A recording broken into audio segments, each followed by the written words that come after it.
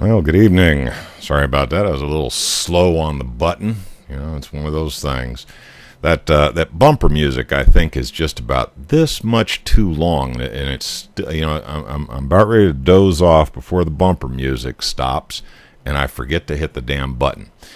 But in any case, good evening, everybody, and welcome to Monday. It's Monday, April 29th of 2013, and you are listening to Wide Awake News. I'm Gary Hendershot, your host for the Alternative Energy Hour. And without any further ado, tonight we're going to deviate a little bit from the alternative energy message. The guest that I have set up for tonight, I think at some point or another will come back and give us a presentation of some of his ideas about that area.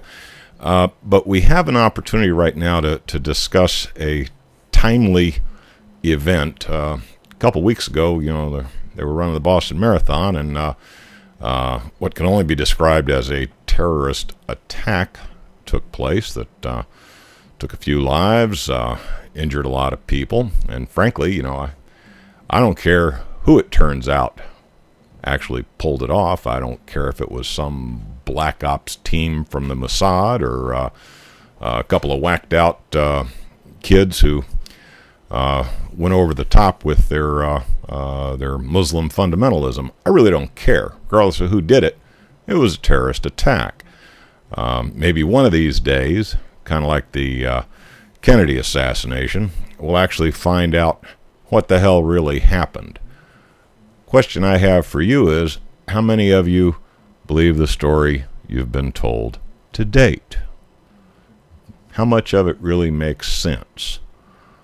Well, I'd like to introduce our guest for tonight, a fellow who's providing some boots-on-the-ground reporting. He is from the area and has surveyed the area up there and seen what he could see, and a lot of people will know him, I think, from YouTube. He's very popular on YouTube, has over 50,000 subscribers at last count. So obviously there's a lot of folks that will recognize him as AlienScientist. His name is Jeremy Rys. And Jeremy, please tell me I said your name right. It's always bad when I say the name wrong. Rys. Rys. Rys, like I'll get it right. Like Chris without the C. Yeah. With a last name like Hendershot, you can imagine some of the things they do to my name, right? I'm a Pollock, so doesn't take a whole lot of imagination. Well, in any case, Jeremy, you've heard the reports on the news, I'm sure, like most of us. It's hard to avoid it because there for about a week, it was the hot item on all the news channels, and they all seem to have the same basic talking points, and they all seem to, after a while, once things got settled down, they all seem to have their story pretty much in line. Can you give us a little bit of a taste of what you found in the official story that you might take exception to? I mean, that might be an interesting place to start. Yeah, well, I definitely think that there's been a lot of media misreporting and also misinformation that's gone around about the marathon. That's been obvious from day one, misreporting of events and different things. But as far as the official story, the main questions I think I have about it is, number one, why would the FBI release photos of these guys asking for the public's assistance in identifying them if they should have already known by their own admissions who they were to begin with? I thought that was kind of weird that the FBI should have already been able to identify these guys themselves with the information on hand, especially seeing as they interviewed him in 2011 at length. Then why did they need the public's assistance in finding out who these guys were if, according to their own records and documents, they should have known who they were? I think that was an interesting contradiction in the story, which might be cleared up better by having the FBI release some of their documents or whatever their files are on these guys, either through FOIAs or through other requests. And I'm working with a couple guys on trying to put stuff like that together to get more information out to the public. Of course, the footage that the FBI is claiming is evident. This is where they got these suspects from, is the footage from Lord and Taylor's security cameras, which I did a video on the ground showing like the perspective of that camera to the blast site number 2, and the other blast sites would have had a lot of the scene in full view on those security cameras, and trying to maybe file some FOIAs to get access to that security camera footage so we can see for ourselves, that these were the guys putting the bombs there at the blast site, or their backpacks and whatnot. And so far we got one picture that kind of shows him leaving. It looks like he's leaving his backpack right at that second location, suspect number 2, DeZoker. And then another picture of them both fleeing the scene down closer to Fairfield Street, about a block down from where the bombings happened. And why they couldn't, why the FBI didn't ID these guys right away, I thought that was interesting and suspicious. And I thought that was the angle that a lot of people should have hammered around way at this thing from day one, is what's these guys' background and what's their relationship with, are they patsies, or were they set up, were they coached, what sequence of events actually led these guys to, build these bombs and go blow a bunch of people up at a marathon. I think that's the biggest question in a lot of people's minds that's still left over right now. We've been able to clarify a lot of different things. One of the things that I was looking for is evidence that's of someone else leaving a backpack at that scene. Maybe there's been a lot of allegations going around the internet that other people might have been responsible for the bombings, or there might have been a bait and switch. These guys were used as patsies while someone else actually left the bomb. So I went around looking at a lot of the photographic evidence to try and find evidence that other people, someone else was at the scene maybe. And I found a couple interesting things, which I'm going to release a video on soon. I won't share them with you now because for the radio audience, they're not going to be able to see the video on them. But I will be releasing a video probably sometime later tonight, showing some more of my summaries on some of these other suspects in the case, like for instance those National Guard guys from this first civil support team that I identified in my video I released last week. A lot of those pictures were going around and memes around the internet saying that these guys were involved in the bombings potentially. Like, where did their backpack go? And I was able to find a clip placing those guys at Dartmouth Street, behind the T-stop, about a block away during the time of the bombing. You can see them go running by, and that video is up on the internet. But I don't know. I went to both the sites in Watertown, Mass. also, and I have a lot of questions about some of the things I saw there and some of the reports I've been hearing back, and different people I've talked to in the area. I'm from Boston, grew up here my whole life, and know a lot of people in this area. So I actually know, friends of a friend. I find friend of a friend of a friend that was actually connected in some way. I know. One girl through a friend that she was one of the medical staff at the finish line of the marathon, and actually to help the runners and stuff, and that she actually went in there and helped do some first aid medical attention to the bombing victims. I know another kid who was actually from the 9/11 Truth Movement in Boston. He's a bike courier, and he was about 2 blocks away when it happened, and actually rode by there and he saw people being wheeled out on the ambulances, because they were wheeling them out in wheelchairs 2 blocks to where ambulances were waiting, where they could get the ambulances in. And can we kind of there's a couple items that I'd like to get your opinion on. Yeah. First of all, I've seen a lot of reports that I can only refer to as being yellow journalism, where the official story as it came out wasn't exactly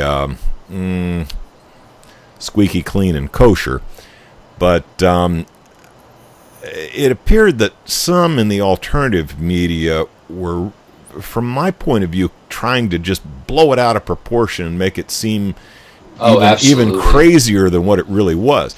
Now, right, calling it the biggest false flag event in history. I saw a lot of people jumping on it and saying stuff like that about it. Well, the other one that I heard was that I'm sorry. We're going to have to hold it right here and take a break. I can hear the bumper music in the background. Yeah, when we come back, we'll focus on that issue and see where it goes. We'll be back in just a moment after these commercial announcements.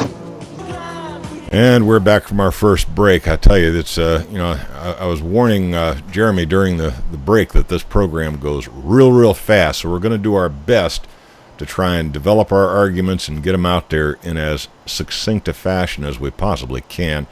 Jeremy, just before we went into the break, we were talking about some of the alternative media coverage on this event that may be a little over the top, and I kind of wanted to get your opinions on this. I mean, we understand that that's really what it is. It's opinion from a guy who's basically boots on the ground. Has been able to survey the situation, an advantage that many of us don't have. So please do give us your opinion on that.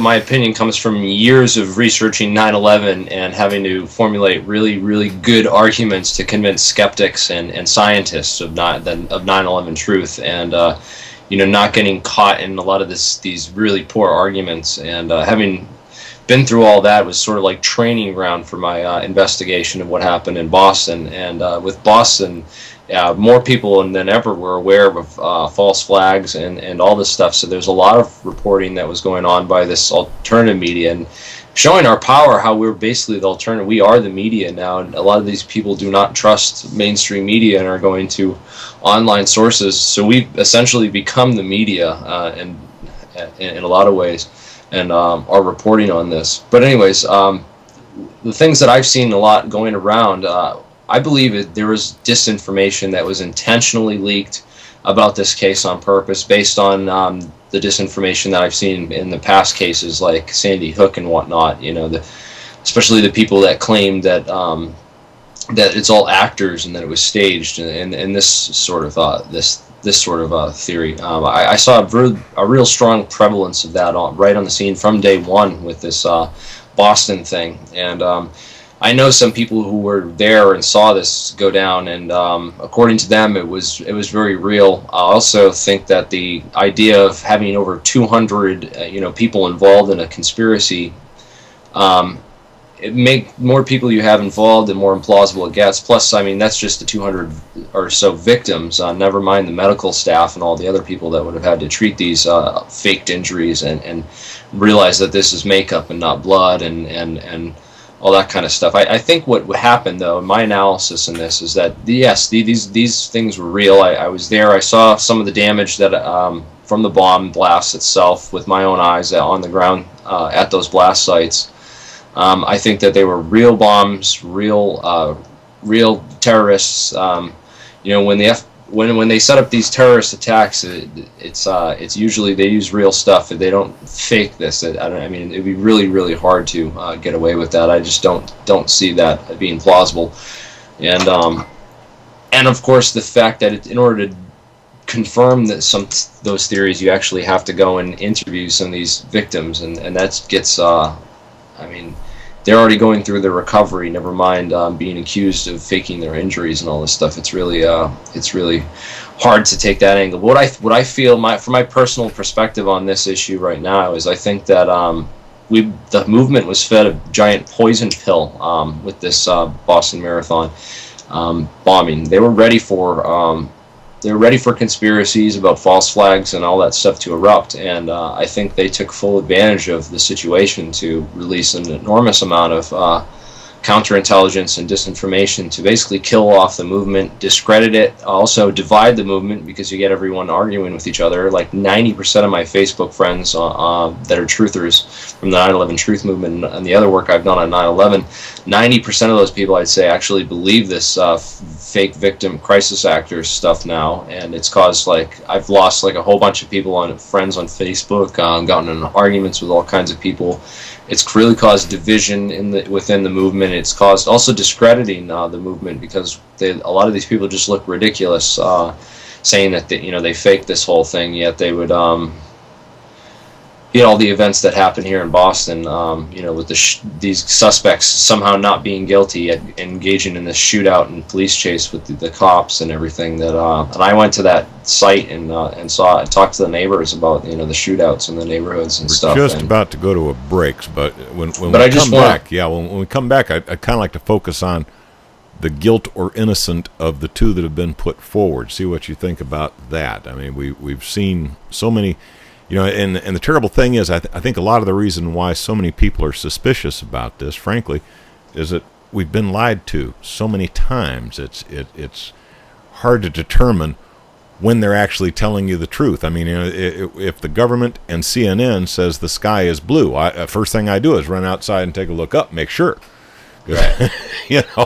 Well, they have a history of lying, but it doesn't mean that everything they're going to say is untrue. It just means you have to check it for yourself to verify it before you can believe it. So bottom line is, even a liar sometimes will tell you the truth. Right. No. And in order for you to swallow the lies, he has to sell you a little bit of truth mixed in, There's always a taste of truth intertwined amongst all the BS. Yeah, it is kind of a shame. You would hope that the government would just tell you the truth, the whole truth, nothing but the truth, and let you make up your own damn mind. But of course, but there's problems with ensuring these guys a fair trial and not releasing all that evidence to the public right away. I'm sure that evidence is gonna come out in court, and then after the court case is over, we'll be able to file these Freedom of Information Acts and get access to all of it. But the thing is, in this vacuum of information in the meantime, it just allows massive speculation because people don't know what to believe, and there's just absence of evidence. What do you think? What do you think would solve it? Where do you think the solution might come? I mean, right now we got one guy that's dead. I'm going to get back. I'm working on a solution for it. I have some ideas, and a couple of us are putting our heads together for ways we can solve this crime on our own. And I think I'll talk about that when we get back from break. You got a good ear. You could hear the music this time. All right, folks. We'll be back right after these important commercial announcements, and please do show the advertisers a little love. This is what funds the program. We'll be back in just a moment. Okay, we're back from our second break, and I really don't want to waste any time. I want to get right back into it. Jeremy, do you remember where we left off? So I'm so old and scatterbrained that I sometimes forget where. I think we were talking about who the suspects were, and these two guys that. Okay, we got these two guys. Okay, and they're very brothers. Conveniently Muslims. Okay, and they're very conveniently from a troubled part of the world called Chechnya. It's just all so convenient that it looks like it was, packaged up like a TV dinner. What do you think?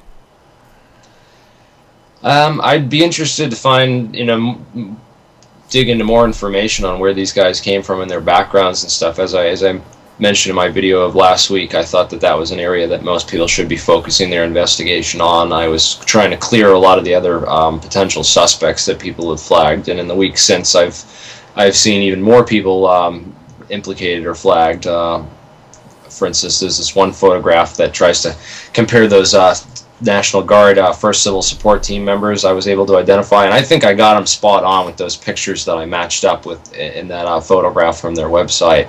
I think their faces just look like an identical match to me, yet some people still don't believe me. This one guy was saying that they looked more like these Connecticut State Police from the Sandy Hook shooting, and he said that they were actors left over from that incident. And then another guy was saying that they looked more like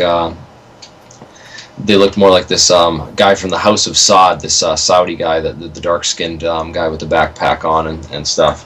So there's a lot of speculation on who could have planted the backpack there if it wasn't these brothers. And then there's a lot of arguments I was getting into people about that backpack that I had ID'd in my video as well on AlienScientist, my YouTube channel. If you go to my YouTube channel, the video I produced about a week ago, and the backpack, I still think it was the suspect number 2's bag, just blown inside out, because you can kind of see the straps on it, and also the gray material on the outside flap, which is hanging over. There's a lot of reasons I believe that bag was his, and that they're the ones who planted the bombs there. But what their motivations were for doing this is still not clear. Of course, it's interesting that one of them's dead now, and the other one somehow something happened to his throat. Now he can't talk. Well, first they said that he shot himself in the throat trying to commit suicide, that he put the gun in his mouth and ended up not shooting his brain out, but he only shot the back of his throat out, and that's what they said caused the injury. But then come to find out that's not true, because he was found without a gun, and of course, how do you shoot yourself if you don't have a gun? You need a gun in order to shoot yourself. So that story has been quickly debunked, and we're not really sure how he sustained these injuries. There's pictures of him climbing out of the boat and essentially surrendering, and but I have some information which I really can't confirm, so I'm just going to throw it out there anyway, and hopefully someone will be able to track down someone who can confirm this, who was there. I talked to a relative who has a lot of people in the members of his family who were in the police force and actually involved in that Watertown apprehension site with the boat, and they said that they were approaching with this bomb squad vehicle from the front, and that all of a sudden another team came in from back and behind, and they had just started unloading shots on the boat and began firing on the boat. And they lit up the whole boat with this barrage of bullets, and they said that there was this crossfire, and the bomb squad vehicle got hit with bullets, and they were basically cops shooting at each other. And even in the instance of the cop that was wounded in that other shootout down the street from there at Dexter and Laurel Street, that cop actually it turns out he was wounded by friendly fire. And it's interesting. I want to point out that the police presence, according to the police that I talked to anyway, they said that the massive police presence in Watertown and Cambridge did absolutely nothing to help catch these suspects. In fact, it was actually a hindrance to their apprehension and helped them get away. Actually, it was more confusion because there was too many cops there, literally. And according to the cops that I talked to, and in the end, it showed how ineffective it was altogether, because it was a citizen who found the guy in the boat. It wasn't even the cops. So it's an interesting thing to say about how effective that was, and what it will set up as a precedent for future police lockdowns and situations of this nature, and how they won't in the future help them not from getting as out of control as it got in Boston, because it was totally ineffective and didn't help the situation at all. Even ended up in police officers getting shot and hurt, wounded. So, well, one of the arguments that's been put forward is that the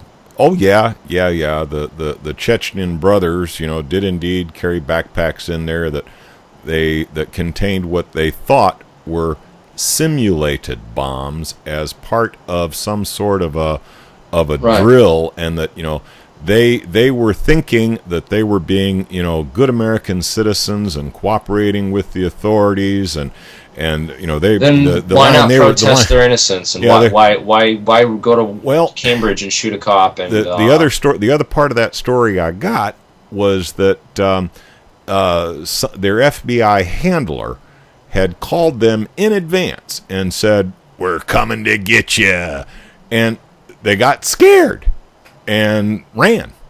And I put myself in a situation, I'd have probably done the same. I'd have probably hit the road, Jack. Don't let the dust catch up to me. Anyway, that's one of the way out there stories that's been run up the flagpole. I just wondered if that's one that you might salute. Not completely implausible or improbable. It's just it's hard to tell in these types of cases, and again, the FBI. Bottom line is, the government, particularly the certain dark elements within the government, have been known to do such things. Right, they have a documented history of it in the past. But the important thing in this case, I think, was standing back and trying to document the case and trying to put it all together. And I wish people had done this more after 9/11, which is why I actually went out to those crime scenes myself physically and tried to video document them on site myself, because I really wish more people had done that after 9/11. Another thing after 9/11 that really helped me put a lot of the things in perspective and research everything and put it all together was timelines and the use of a timeline. So I think that would be the most important thing in this case, because what we're seeing is all this disinformation being spread by pictures that are taken without a chronological context to one another. So you don't know if this is before or after. Here's a guy running without his backpack. Does that mean this happened? Which direction is he running? Is he running away from when did this happen? Is he running towards the scene to go and help? Is he running away because he just left his backpack there? And there's all this sort of confusion and these context cropped pictures without timestamps or original sources are I think, a major source of a lot of the confusion and problems. So one of the things I was trying to put together is a timeline, a complete comprehensive timeline of pictures. And I'm actually going to get flyers and actually go out to Boston and try to ask people in these neighborhoods to, contact me with their photographs. And I'm going to try and do more boots on the street investigation to get all the evidence together on this, so that all the evidence we can that's available to the public, of course, because filings and Lord and Taylor, they're not going to, of course, they're private companies. They're going to share their information with the FBI, and the FBI is going to say they have it and will not release it, but they're not going to share it with a guy like me. The Pentagon videos, Yeah. Maybe, but it's a little maybe your grandchildren will get to see them. See, I could actually go and hang outside filings, wait for shift change, and talk to one of these security guards, and maybe bribe them, be like, "Hey, I'll give you $100." Everybody contribute to the "Let's bribe the security guy" fund. And I think that'd be a lot more probable than getting that Sitco footage back from the gas station that caught the Pentagon. Yeah, really. But. And then again, I think this is what happened in Boston is a much smaller scale operation than what we saw in 9/11. Definitely not anywhere on the same level. If it was an inside job or a false flag, I'm leaning towards the let it happen on purpose scenario more than the made it happen on purpose scenario. We're getting ready to go into our last break, and when we get back, might want to touch a little bit on 9/11. I notice your banner there over your shoulder. When we come back from this next break, we'll try to tidy up the arguments and give you a hard-hitting closer. We'll be back right after these important commercial announcements. And we're back for our last segment with a fellow that most folks out there on the internet will know as AlienScientist. AlienScientist.com, all one word, is his website. He also has a very popular YouTube channel by the same name. So if you go to youtube.com/user/AlienScientist, you'll find his YouTube channel. I think you'll find a lot of the material that he's published to be of some significant interest. In any case, Jeremy, we're down to the wire, man. We got 10 minutes left to wrap this up with a bow and deliver it as a completed package. Take us in whatever direction you think is most sane.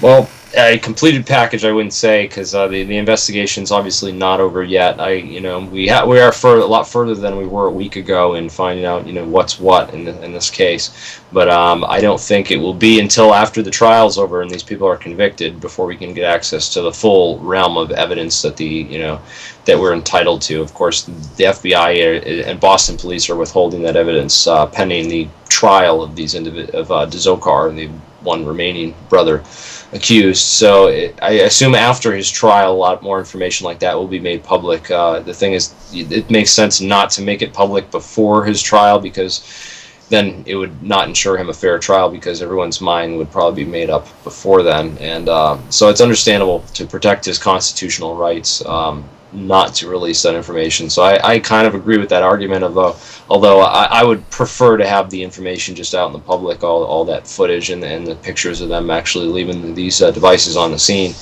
And but of all the challengers, my message to them is find the evidence of someone else leaving this bomb at that exact scene. Find me the picture of it and show me somehow a context that proves that this was taken, shortly before the actual device went off. I think that would be a lot more valuable than a lot of the speculation, or it could have been this guy, it could have been that guy.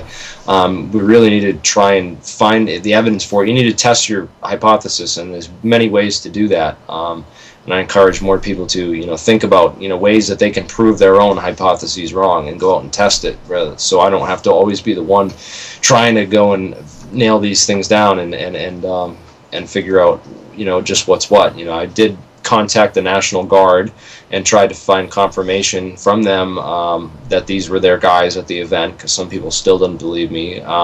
I tried contacting some victims' family members and stuff from the actual bombing through their website to ask for independent media interviews, just so I could go and document their injuries myself and and prove to people that these people really were real victims and not actors and stuff, as much as I believe that theory is complete disinformation, like a poison pill really that was put out purposefully to destroy the movement. And just because it's worked so effectively, I wouldn't be surprised. That's my opinion on it as of now. I would be more concerned that some of these cyber attacks being right as CISPA is being pushed through, a lot of these cyber attacks happened where these sites were promoting a lot of this disinformation about the fake victims and other suspects in the case, like that National Guard photo, "Hey bro, where's your backpack?" that was put on 60 Minutes, his Twitter account.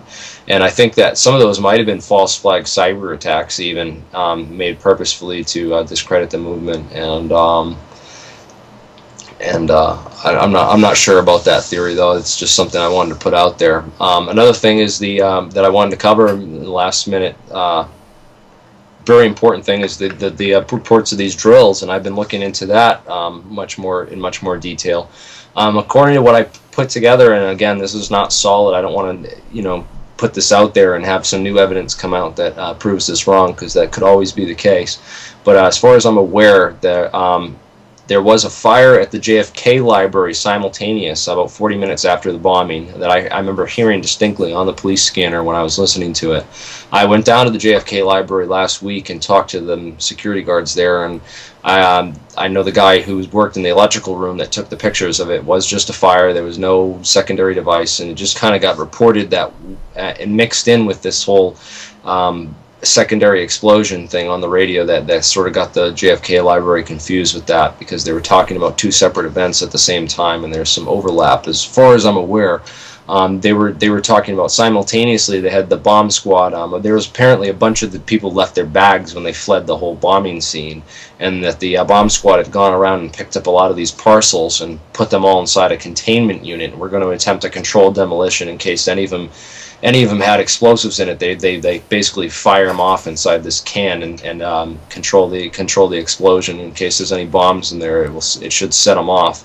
And they of just course also blow up a lot of ham and Swiss sandwiches and a lot of iPods and cell phones. Oh yeah, whatever people had in those bags, and because they don't know, and who knows what they blew up inside there? But that's kind of routine. They went around and collected all those bags and sort of like blew them off. Apparently, that's what I've been able to ascertain, and I'm still looking for more confirmation on that. But that certainly makes sense. But also, like, a lot of people were speculating that this was this happened simultaneous to or slightly before the actual bombing itself occurred, and I think a lot of those people have their time zones wrong on Twitter. They took screenshots in different time zones, which maybe got a lot of these things mixed up, because I was listening to the police scanner, and this definitely happened about 40 minutes after the bombing, definitely not coinciding with it or simultaneous to the bombing. So again, the whole purpose of conducting drills or a scenario like this during a black op is to hide the covert activity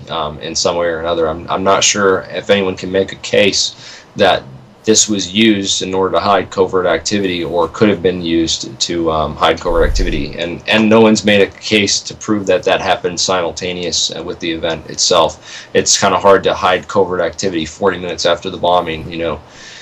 It doesn't make sense from what I understand about black ops. And another thing for this Craft International guys, an argument I used against that is, if they're going to be Craft employees there doing a black op for Craft, why would they wear their logos on their hats, and why would they wear their uniforms? And that doesn't make any sense, because if you're going to do a black op, you're going to be dressed like everyone else, or as inconspicuous as possible. These guys were obviously military units that were there to help, as far as I'm concerned. In the backpacks, I've even identified their radiation detectors in the backpacks, along with that device that he's holding in his hand. And some have indicated that might be a full radiation suit in his backpack. He's there ready to handle dangerous material, apparently, if it becomes necessary.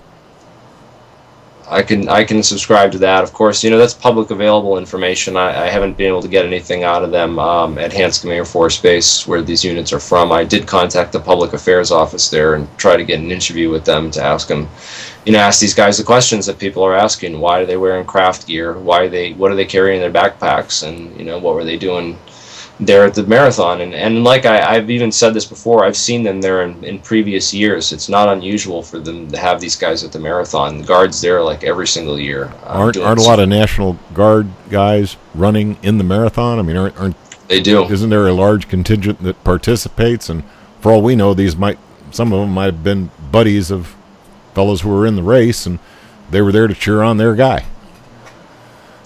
I doubt they were there for spectation purposes. Well, the guys who were dressed in uniform appeared to be there providing some kind of security service. Now, whether they were, like I suggested earlier, whether they were there moonlighting for Kraft to pick up a few extra bucks because Kraft got hired to provide security, whether it was something, obviously, a lot of people have made a big deal out of this and really hyperventilated over it, but, I look at it as, okay, these guys are trained military. They're trained in handling security and crowd control.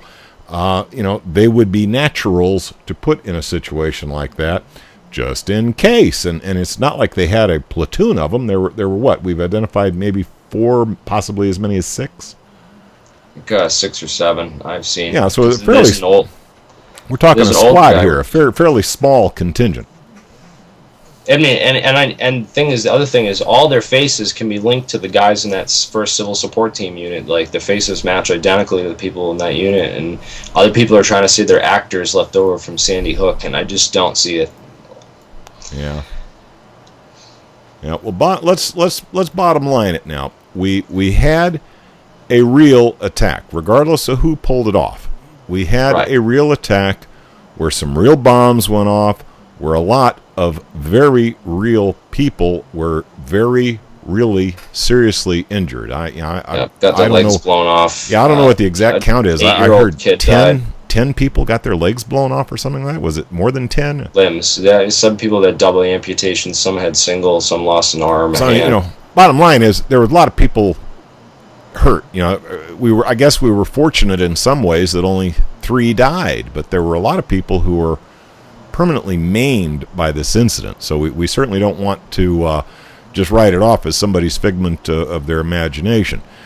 What do you think the chances are that the Royal Canadian Mounties actually got their guy? Do you think there's a pretty high probability that these Chechen brothers were the real perpetrators? And if so, do you think they had an idea what they were doing? Well, I mean, obviously think it's opinion. The Boston... It's going to be the Boston police and the state police and the FBI who would be investigating this. And, I mean, a frame-up, it could have occurred. I'm not saying, it's completely impossible. As far as I'm concerned, looking at the case, though, these guys fit the profile of, who would have done this. And then looking into their family history, they got ties to the CIA, apparently, that some people have found familial ties to CIA groups. There's all this stuff going on with the Russians. The Russians apparently intercepted a phone call between him and his mother. They've been following these guys, linking them to Chechnyan terrorist groups, and all this other stuff that's coming out with the Russian connection there.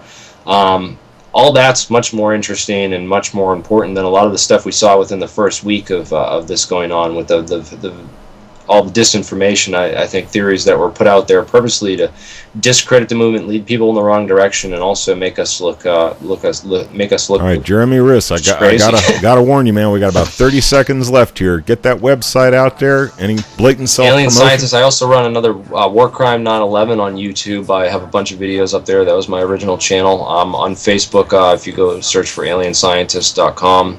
I got a Facebook page. I got a forum up on my website. We got a thread on here. We're discussing all kinds of different evidence and posts and stuff. I've been keeping up on that. AlienScientist.com. And check out the forum and some of the stuff I have up about this, and engage in the discussion. I'm going to be holding a think tank probably soon too, so we can get more people together to start discussing more of these theories.